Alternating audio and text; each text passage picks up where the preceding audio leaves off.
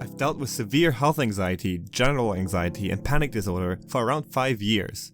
Now, after fully recovering and looking back, I can see thinking patterns and behaviors that have delayed my recovery dramatically. So hopefully this video will make you more aware of these traits so that you can avoid these common anxiety recovery traps in your recovery journey. We with anxiety, and especially health anxiety, fear the symptoms the most. It is, what we believe, the only thing that is keeping us in this anxiety loop. We believe that once the symptoms have vanished, so will all the mental distress. While that might be true to some extent, our approach to achieving this is often just wrong. We are so occupied with the physical sensations and so determined to figure out what the symptoms are and how to get rid of them, we tend to forget what has brought them on in the first place.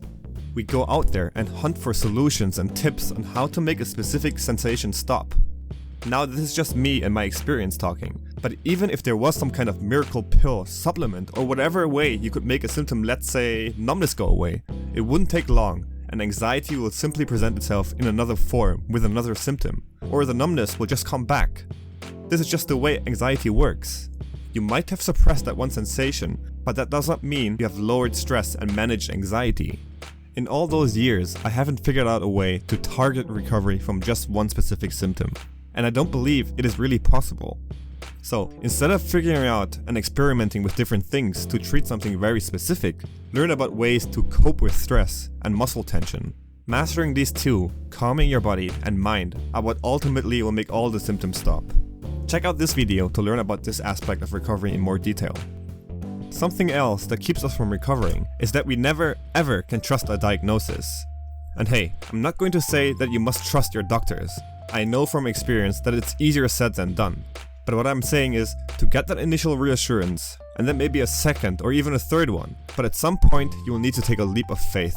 There won't be any doctor that will tell you that you are physically healthy, and then it's all over. But a statement like that won't make the anxiety go away. I know the feeling well. I was convinced that if I get this or that test done, I will have the clarity I needed and was looking for.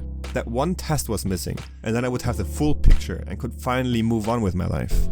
Well, I've tried for 5 years and had dozens of tests done and had dozens of doctor visits. The best I would get out of them was a quick boost of confidence, which pretty much would dissipate after I walked out of the doctor's office.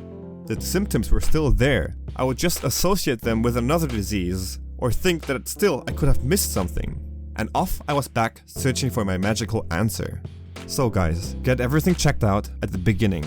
And if you must, multiple times. But then you will need to have a kind of I don't care what happens to me attitude.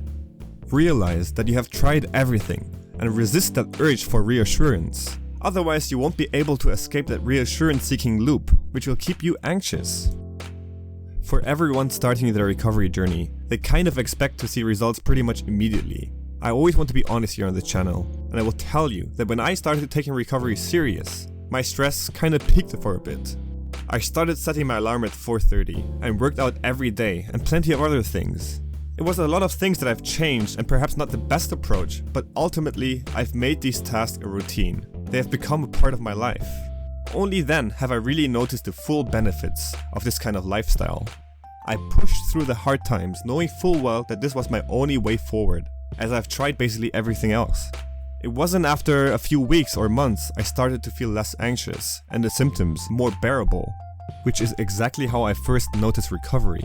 I had all the symptoms, they just wouldn't set me off on a streak of panic attacks. That was the first sign of recovery. It will take time, guys, acknowledge that. Forcing recovery will only fuel it. And the next one is probably the biggest mistake everyone on track for recovery is making.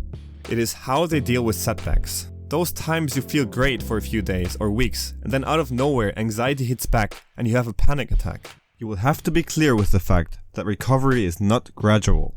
You're ultimately working on lowering your stress levels to an extent where you can easily manage stressful events. That won't happen overnight, and those streaks of anxiety-free days is showing that you're doing something right. You've lowered stress and could handle your daily life again. It was simply not enough to be fully back to the way it was before. You've reached the overwhelm point again. But don't let it spiral out of control again. Acknowledge setbacks.